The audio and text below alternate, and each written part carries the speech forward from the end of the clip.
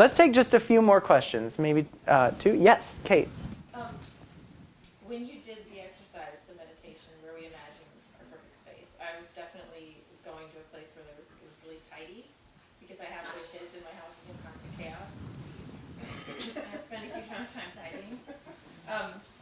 But it made me think about Marie Kondo and this kind of, this our culture where we collect stuff and we get attached to our stuff. And you brought it up in your talk, how we have certain items that we don't want, but that we hold on to. And how do you address that with your clients when you go into a client and you see it's like they're owned by their stuff, or they're making choices about finishes, but you can see in their minds it's like they're constantly thinking about housing their stuff or managing their stuff. Or how does that influence just your what you do for people? I tend to read it on someone's face if they walk in a room and they're like, oh, sorry, and they're like picking up stuff and moving it, and they're feeling very much like the room isn't the way they want it to be when I see it.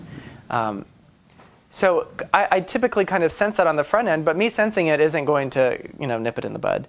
I need the client to kind of acknowledge it and say it so that we can make a change accordingly, and I can bring it up in my justifications of designs later on.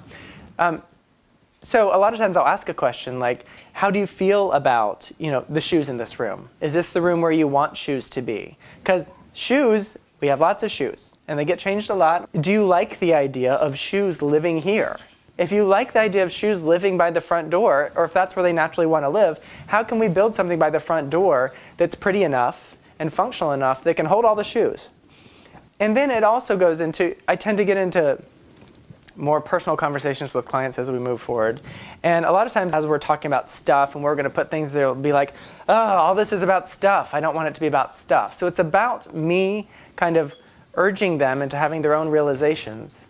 I certainly do think that stuff is a big hold backer. It holds us back. And we think that if something is free on the side of the road, oh my gosh, there's value to it and we must pick it up. It's easy to go there.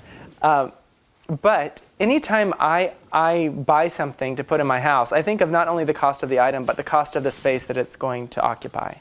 And so something that's free on the side of the road, that's a chair, it may be free, but and I may love it.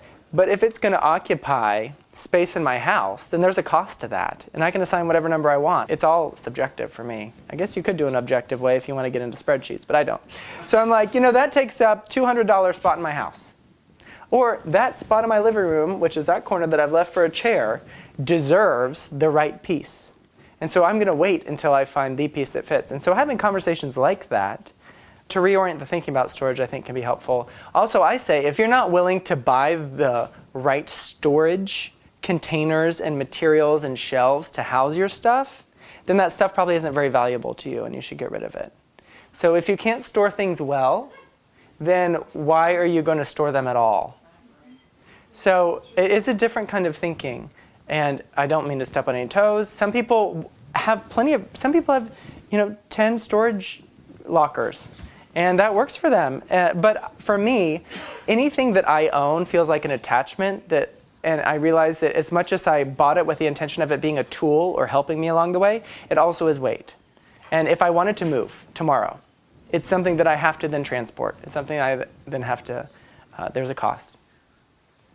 Thanks for watching. Hit the button to subscribe, and I'd love to hear from you in the comments, particularly if this video sparked any new thought for you.